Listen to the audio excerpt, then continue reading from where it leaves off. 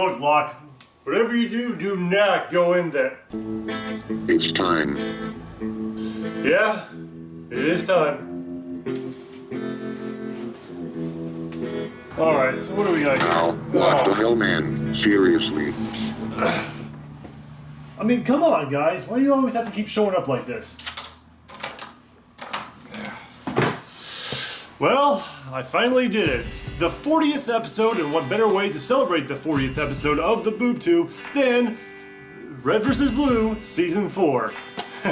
Yeah, finally got around to doing this one. Sure, it certainly has been a while. If it weren't for some crazy little Aussie who forced me to review another crappy movie, go ahead and check it out. It's not bad. Now, before I start this review off, a lot of you have been asking me, where have I learned about this web series to begin with, and why do I keep coming back to it? Well, I discovered it from, well, YouTube, of course. 2005 was a magical year, and this website had pretty much one single purpose at the time, which is broadcasting your videos to the entire world on the internet for everyone to see. So you may be asking yourself, why am I talking about the website and not Red vs. Blue itself?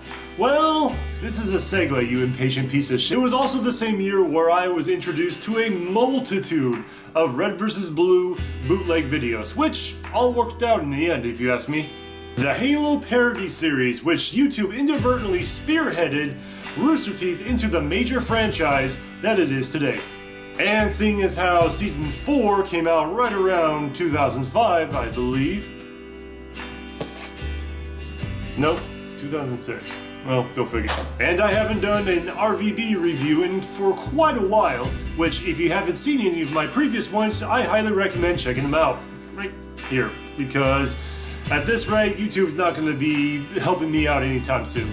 And I highly doubt it'll pop up in your recommended feeds. But if you guys don't have the patience to watch all three of my reviews, then allow me to quickly elaborate as to what happened in the last 3 seasons. Season 1, they bitch, they fight, they die. One of them comes back as a ghost, and they get a new badass team member who later dies. Season 2, they bitch, get a medic, scare him off. They find out an evil AI is possessing everyone, and as evil AI possesses Doc, he escapes vowing to rule the universe. Season 3, they team up to stop the evil AI. They bitch, they travel to different places, fight evil AI, and as they defeat him, something else decides to pop on in, which ends in a cliffhanger. And now that we are up to speed, let's get it right into Season 4, shall we? We begin with Red Team as we see them picking up right where they left off at the end of Season 3. No! Would be nice if someone were to shut them up right about now. Thank you. After taking a few potshots at Griff, the Reds head back to their old base, but hesitate to go inside because they have no idea who could be occupying their place after traveling into the future. As Sarge rambles to his team, the Blues' old tank Sheila rolls on by, distracting the group. Since Sarge did not see the tank that rolled behind him, he thinks Simmons has lost his mind while Griff and Donut don't want to back him up. Sarge decides to relieve Simmons of his second-in-command position of Red Team and gives the job to Griff, who does a half-assed job. No surprise there. And Sarge creates an audition to see who will earn the permanent position for second-in-command, to which the candidates are Donut, an old wrench, and a skull of unknown origins. Oh man, I can't believe this. My life was going exactly as planned. How did it all go so wrong? How? Everybody betrayed me. I fed up with this world.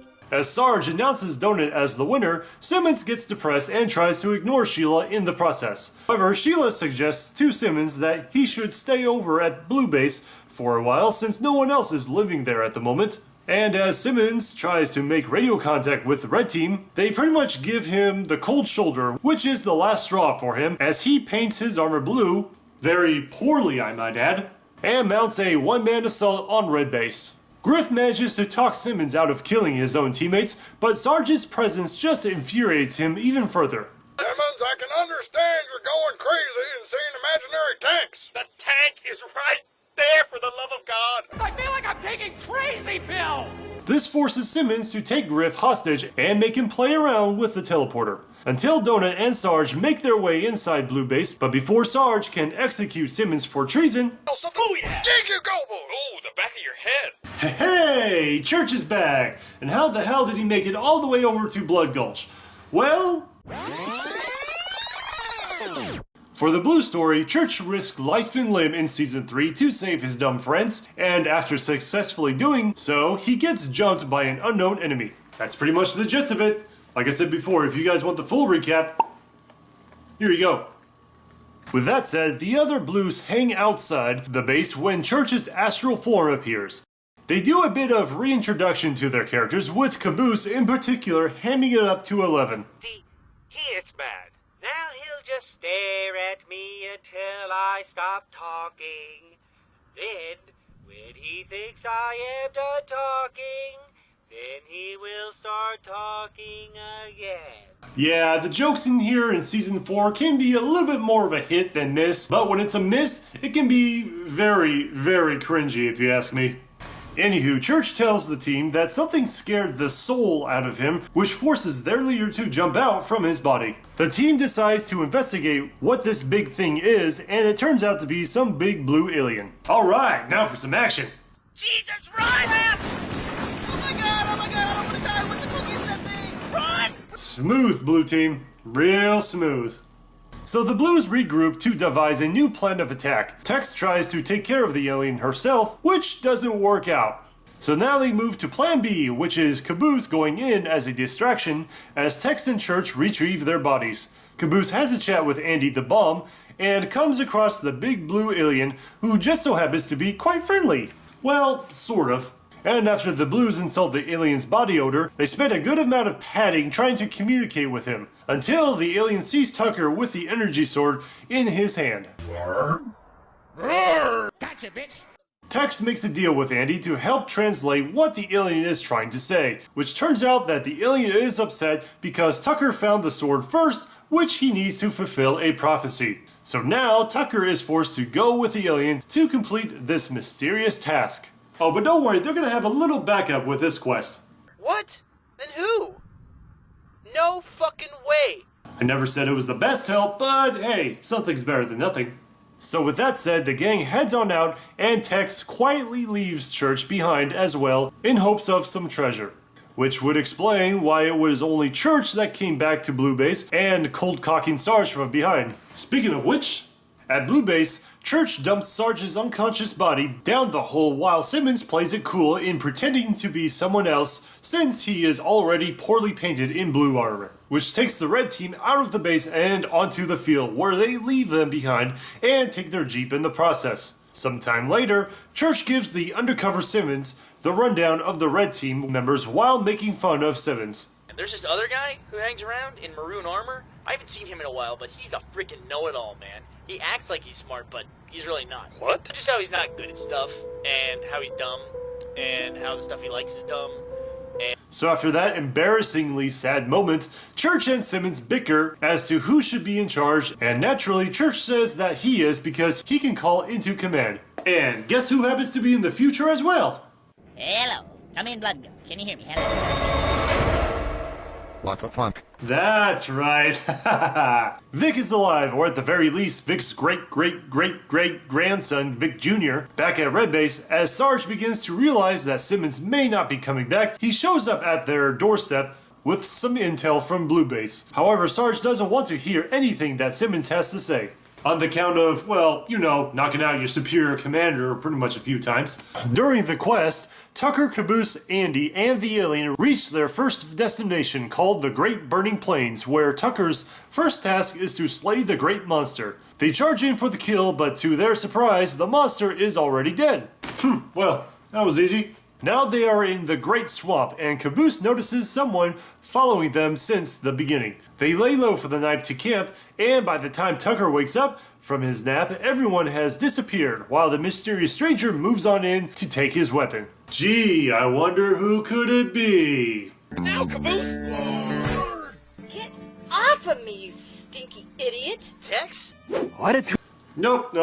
That clip really wasn't worth the surprise. So yeah, Tex was following them just to tag along in order to claim the sword at the end of their journey. So now they are at their final destination, which is the Great Freezing Plains, where they must infiltrate the temple that is guarded by roughly 24 soldiers. And lo and behold, these soldiers just so happen to be the red and blue zealots who are guarding the fortress and talking smack to each other. Tex tries to sneak her way around the base, picking off the goons one by one, but their cover is blown as the gang runs from cover to cover to avoid getting shot at, while Tex lays waste to the minions in spectacular fashion. During the scuffle, the alien tells Tucker to use his sword, which so happens to actually be a key that opens a door to reveal a spaceship. The alien gives Blue Team the slip and takes off, but before you know it, he immediately gets shot down, noob style, by Wyoming. Tex chases after the merc, and the Blues head back to base. The rest of the Blues make their way back to Blood Gulch, and Tucker begins to act a little strange as he becomes really cranky, eats all the food, and immediately gets sick afterwards. Church asks Caboose and Andy if Tucker came into contact with anything, but it doesn't seem likely. So they decide to call a doctor to help them out. Please don't do it. Oh, yes he does. For the love of evil, someone get the phone! ¿Por qué no lo levantas usted? You fool! Can't you see I'm busy with an evil plot? That's right. The most fiendish villain in the entire franchise has returned. O'Malley, along with his headless sidekick, Lopez.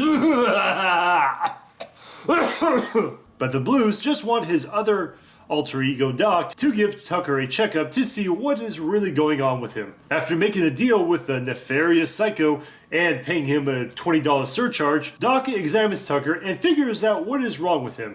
Oh no, it must be something dire and ill-fated. Is this the end of the most prominent character in the whole series? No, he's not dying. Woo! He's pregnant. Oh, good.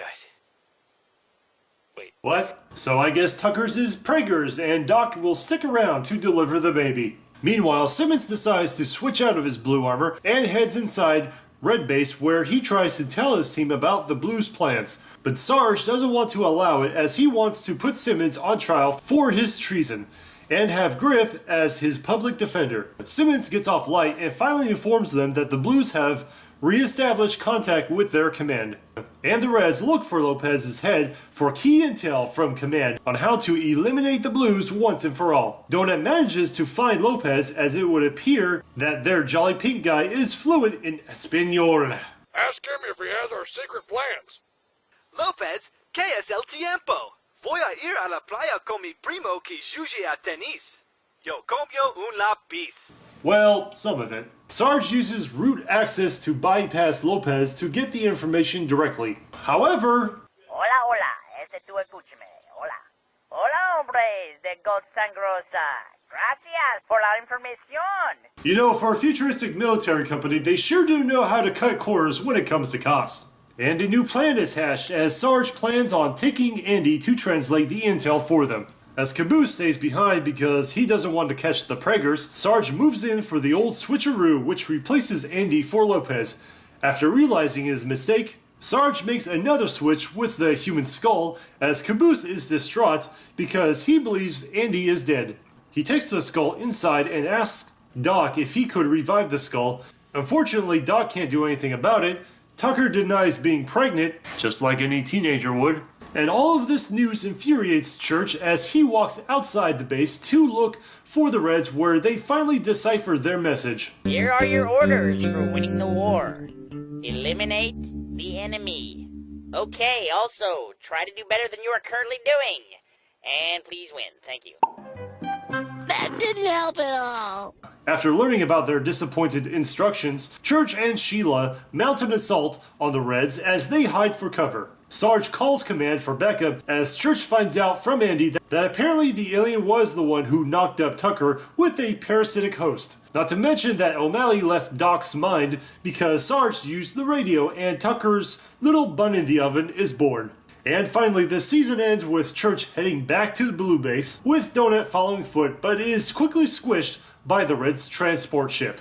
And so concludes the 4th season of this never-ending moneymaker, franchise from Rooster Teeth. And I gotta say that after watching the last season of that season 3, this is a bit of a step up if you ask me. With season 4, it showed us more of a turning point with some of these characters, while seeing others beginning to break down after putting up with so much crap for so very long. The animation was a lot more subtle and enjoyable this time around, the jokes were a lot better, and the consistency of these characters made it a lot more bearable. Granted, as I said before, some of the jokes didn't quite hit their mark at times, and a couple of these new characters were kind of annoying. But at least they killed off one of them for another creepy looking creature to come on in for season 5. Otherwise known as the finale to the Blood Gulch Chronicles, which I will get into some other time. But until then, I will have to give Season 4 of Red vs. Blue Season 4 a, well, 4 out of 5, obviously. And with that said, this is going to be the last BoobTube review for quite a while that will be monetized on this channel. What with YouTube's current changes to the website and everything, it's going to be quite difficult for me. But at the same time, it's also a bit of a challenge, and I wouldn't mind a challenge. Which means the road to 1,000 subscribers begins. So if you watchers out there know of any other viewers who like these types of comedy type skits or internet critique web shows like this, feel free to share this video or any of my other BoobTube reviews to your friends as well, or your family members, or anybody else who might be interested in a pretty much a funny guy like me, or who also like internet critics who are somewhat entertaining me at times. Or if you guys would like to support my channel in any other way, I do have a Patreon page where I do take requests for the right price, of course. And I know I've been getting a little bit more with every new subscriber and new viewer. I've been getting more requests and everything else through the comment pages, which I really do appreciate it. But like I said before, I will take anything for the right price, which you can find on my Patreon page for the fair and reasonable amount. I don't mean to plug my website like this, but if you guys have been on YouTube for long enough and know the changes, you guys would understand.